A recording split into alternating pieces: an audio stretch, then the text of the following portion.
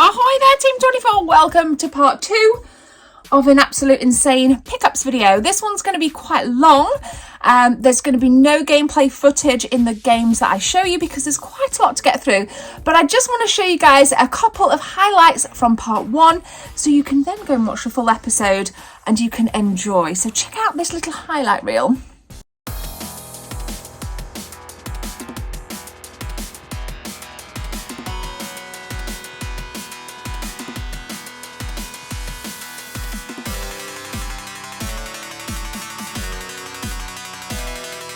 Pretty darn cool, got some really nice Super Nintendo stuff, but I do have some even more obscure Super Nintendo things to show you from Doorway to Darkness. Now in part 1, what I said was I was going to show you some additional footage. Wow, what's going on with my hair today? Some additional footage from Doorway to Darkness, which I went to last weekend. So whilst this is definitely not a retro game hunt video, I thought it only fitting that we have a little bit of a whip around the Doorway to Darkness store, and then you can see what I picked up from that trip formulating part 2. Let's roll the footage. Every time I go in there, there's...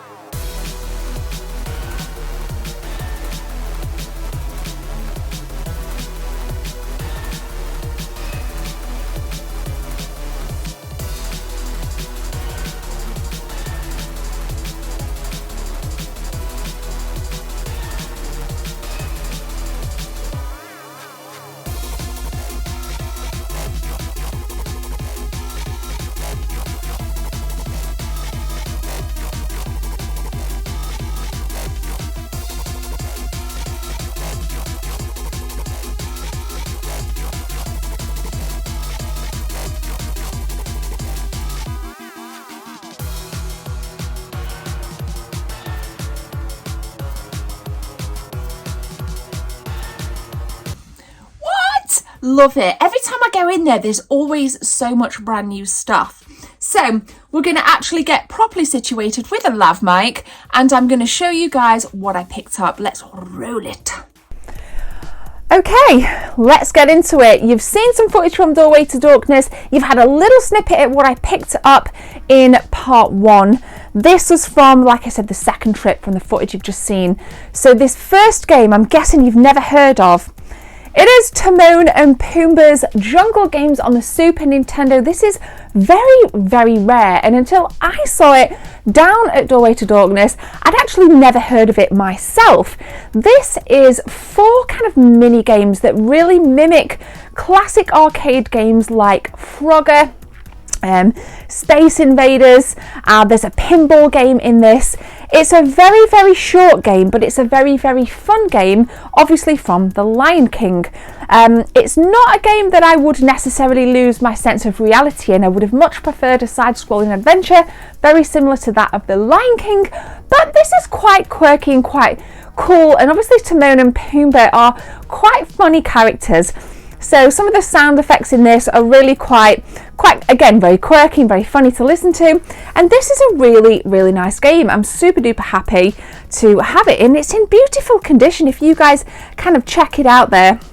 It's box complete as well, so really, really happy. And again, it's a nice obscure Super Nintendo title, and again, it really does feed into my Super Nintendo fascination. But we do have more than just Super Nintendo games here, but I'm showing you the cream of the crop. So 4 Jungle Games, classic games in this, mimicking old school arcade stuff. So thumbs up to kick us off.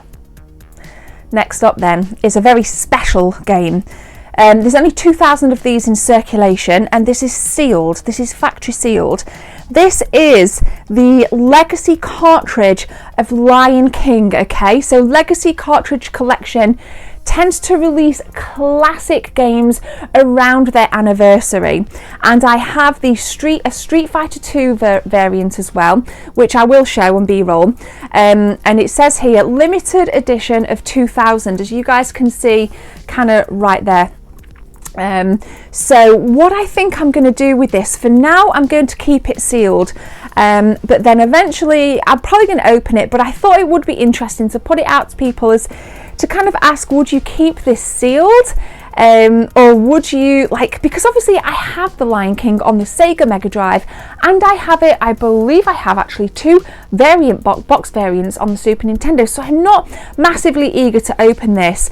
But what I'll do is I'll just chuck a bit of stock photography on so you can see what's kind of inside this if your kind of interest is peaking. But this was released by Zavvi, I believe. Still got the original price sticker on the back, and they were retailing at £99.99, and I think for something that's in quite low numbers, it's really good to pick it up when it kind of comes out. I personally have never had positive experiences with Zavvi as a kind of online retailer, so I did pick this up from James. It was really nice to see, and I think these things are just wonderful. But for now, it's staying sealed. In fact, what I'm going to do, I don't have any room to put it on the shelf, so I'm actually just going to put it down here. I was going to place it up there, but really happy as hell to have this. We're dropping Snes bangers like there's no tomorrow, because Turtles Tournament Fighters is another classic game, and it's boxed. Obviously, it's really rare to get this box in such decent condition. There's nothing overly phenomenal about this game. It's a fighting game, very similar to that of Mortal Kombat and Street Fighter, but with all of the eclectic goodness of the Teenage Mutant Ninja Turtles franchise, baddies, and obviously the goodies with the turtles as well. So this is super, super cool. Well, these are quite pricey. But I think now, I've said this before with my collection, I'm going for quality over quantity. Here we've got quality and quantity, if I do say so myself. So this is really, really nice. I love the artwork on this, love the kind of tournament fighters font on this. I mean, this is just such a wonderful piece, albeit a very mediocre game. It's a wonderful piece to have. So let me know what you think. Obviously, the other 16-bit classic is the arcade port of Teenage Mutant Ninja Turtles in Time, which also goes for quite a pretty penny. I have an NTSC copy, but I think I should also go for a boxed copy as well. So yeah, really are rocking. We're not even done with Super Nintendo stuff yet. I'll show you all the Super Nintendo stuff, and then we'll kind of keep going to the PS1, etc. Next up then is actually a hack of Link to the Past. This is the Legend of Zelda Goddess of Wisdom. Now this is in a plastic case, so I apologise if you see any reflection. So there's a lot of hacks out there, and okay, you might think, well, that's not a Super Nintendo game. You know, it's not an official Super Nintendo game, but there's quite a few hacks lurking about from Link to the Past, and with this being my second favourite Zelda game and probably my second favourite Super Nintendo game of all time, I wanted to kind of experience it from a different angle. Now, I've completed Link to the Past over on, I was actually on a stream. Give me a follow on Twitch, and I thought this would be nice to play through this and just kind of look at the differences. I have another very popular Link to the Past hack as well, so this is what this actually is. Unfortunately, there's no manual. Obviously, it's a kind of fan-made repro box as well as cartridge, which you'll see. So this is, again, really nice and quirky.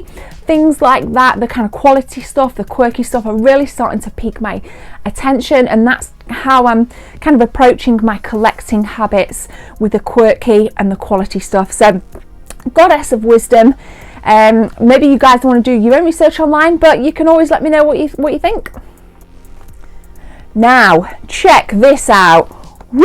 Robocop 3 Immaculate on the Snes. But don't be fooled, because actually this is a PAL repro box, but an NTSC cartridge of the game inside. So this is an awesome game. It does go for a pretty penny. Robocop is a classic franchise that I very much enjoyed growing up, watching Robocop, the films and stuff. But I really like this artwork. I'm not necessarily one for gravitating towards repro. If I can get originals, obviously that's always going to be my absolute choice, but it's an original game inside. Again, I've got a modded Snes and I've got an NTSC Snes, so I can play this. And Scott, if you're watching, it was kind of a weird one. We were in the shop and this guy came in and started talking to James, the owner. And he said, yeah, I saw the Gebs on it. And then he looked at me and he was like, it's you. I was like, hi, how you doing? And we had a good conversation. And I know that this game is on Scott's list as well. But Scott let me buy it because he wanted the original box. So thank you, Scott. It was lovely to talk to you, mate. Hope we can bump into one another again soon. Next up then, picked up a couple of PlayStation 1 games. We got a copy of Wild Arms and I love the double cases, double case of Disruptor. I've never played this, so that's why I wanted to pick this up. It says on the back, the mother of shoot 'em ups. So I thought that this would be really cool just to give it a whirl. And obviously Wild Arms, in the last episode, I talked about my feelings of top-down RPGs because I managed to score a lifelong game search of mine, which was Breath of the Wild. So Wild Arms, unfortunately, this is missing manual, but I'm going to give it a damn good go. And I did watch Metal Jesus Rock's PS2 episode, and he did talk about some Wild Arms games on the PS2, which really fueled me to start looking for Wild Arms as well. So pick that up as well on the PS1. Obviously, if you get it with manual, you can expect to pay a hell of a lot more than what I did, but it's a thumbs up from me. Now this is an interesting one because we did a hyper focus on this game, but the Super Nintendo variant in part 1, which you'll see because you're going to watch it after this. We got Super Smash TV on the NES. Look at the condition of that. Box complete. I'm not going to dive into what this game is because I did, like I said, did a little featurette, a little hyper focus as I like to call it here, in part 1. So if you haven't played Smash TV, go check that part out. I think it's about a couple of minutes worth of footage and just me talking about some facts and what this game actually is. But got it on the NES now, got it on the SNES, got it on the Master System, and I've got it on the Game Gear. So really cool. And if you maybe don't have any of those consoles, you can check out Xenocrisis, which is very, very much influenced by this game, which was made by a really cool indie team. Shout out to them. And I think that was released in 2019, so that was out on Dreamcast, PS4, it's out on PS4 and Xbox One as well, so woohoo! Yes. So this next one's a bit of a weird one. Sega Mega Drive title. I say weird because there's nothing overly special about the franchise. We have Echo the Tides of Time. This is the follow-up to Echo the Dolphin. Possibly that and Flashback were one of the most confusing games in the world to me growing up. But this is, for me, I think a much better variant of Echo the Dolphin. So snagged it, guys, bagged it, and we tagged it. Some classic FPS action now. I'm not talking about Doom, I'm not talking about Quake, but you may have guessed it, I'm talking about Duke Nukem 64. Little story, back in the day, my friend had a really expensive PC rig. And it was so expensive, he had to like go through loophole after loophole to get this like insane amount of money out of his account to buy a gaming PC.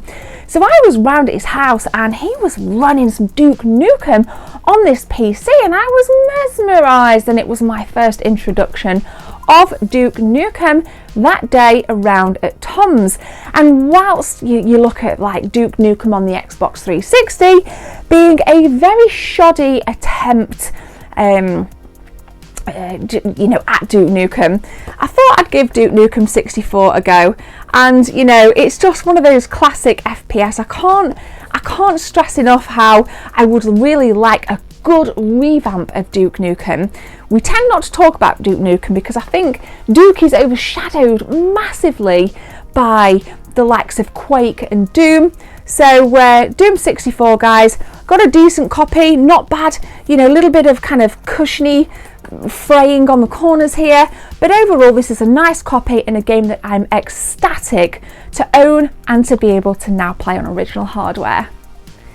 Check this next one out. I've got an Xbox game behind this, but we're going to talk now about Penny Racers, which in my opinion is a hidden gem PlayStation 2 game. If you think like a very silly arcade variant of something like Gran Turismo, you'll be pretty close to thinking about what Penny Racers is. There's lots of customizations available on your car, down to like the tread on the tyre, for example. It really does go down to the nth degree in its customizations of the vehicles, and then you have to obtain your licenses, very much similar to that of Gran Turismo, on the PlayStation. So it has a very kind of jovial box art, I think, really dodgy box art, but I think it is actually one that you must not overlook. You must pick this up. Only cost me a couple of quid, so check it out. You don't really see it that often as well. So when I saw this, again, I'd just come off the back of watching Metal Jesus Rocks PS2 full collection, and I thought I'd give this a whirl. So Penny Racers, check it out if you want a cheap, good PS2 racer. Alright, I love this next game. I actually never played the game, but I love the film, and if I love the film, I'm hoping that Blade 2 on the original Xbox is going to give me a bit of bang for my buck. Again, a nice cheap game. I got both of these games towards the end of the trip to Doorway to Darkness. I was just in that kind of moments of the final scanning on my retro game hunt, and I picked up Blade 2 along with that, so super happy. Finally, laugh at me as you may, I picked up the artwork in the world of Cyberpunk 2077, and yes, the game is crap. Yes, the game is terrible, but I really like the Cyberpunk universe, ecosystem, whatever you want to call it, and I really wanted to have a flick through this. And what I'd like to do is I do want a Johnny Silverhand figure that doesn't cost the earth, just to kind of go upstairs in my lady loft. I have the collector's edition of Cyberpunk. I have the base editions on PS4 and Xbox One. So, needless to say, this is probably one of the games alongside GTA 5 that I was incredibly hyped for. Like, I couldn't, it's one of those games that you couldn't stop thinking about leading up to release. So I'm kind of holding on to that fire in me leading up to release, and I'm thinking maybe this game will come full circle. Maybe we will get the Cyberpunk 2077 game that we were all promised, that we will all deserve, and that I definitely want. So, got myself a book. Wow, we have had such an amazing couple of episodes worth of brand new Super Nintendo, PS1, Sega Mega Drive. There's so much nostalgia here that I really hope you guys have enjoyed these last 2 episodes. Please subscribe and make sure you smash your notification bell so the minute I put anything out, you guys can be first in them comment sections. And I do my best to reply to everybody that makes sensible comments. So thank you very much for the support. Let's keep going. Follow me on Insta, Facebook, Twitter, Twitch. It's all in the description. But for now, have a lovely day. My name is Gemma, and I'll see you in the next one.